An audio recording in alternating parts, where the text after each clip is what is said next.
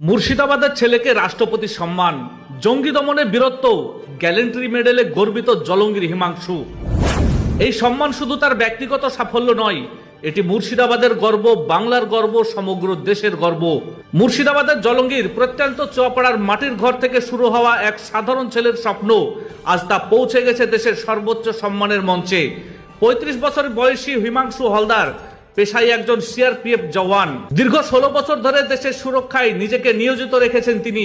২০২২ সালে সন্ত্রাসবাদীদের সঙ্গে কঠিন লড়াইয়ে অসীম সাহস ও বীরত্বের পরিচয় দিয়ে দেশের মান উজ্জ্বল করেছিলেন হিমাংশু। প্রাণের ঝুঁকি নিয়ে সেই অভিযানে জয় ছিনিয়ে এনে প্রমাণ করেছিলেন দেশ আগে জীবন পরে। শনিবার সেই সাহসিকতার স্বীকৃতি মিলল রাষ্ট্রের সর্বোচ্চ স্তর থেকে।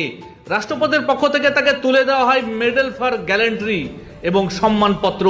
এই গৌরবময় মুহূর্তে তার হাতে সম্মান তুলে দেন ভারতের গৃহমন্ত্রী অমিত শাহ। বর্তমানে তিনি উত্তরপ্রদেশে কর্মরত। এর আগে কাশ্মীরের কঠিন পরিস্থিতি, আসামের অশান্ত অঞ্চল এবং ছত্তিশগড়ের জঙ্গি অধ্যুষিত এলাকা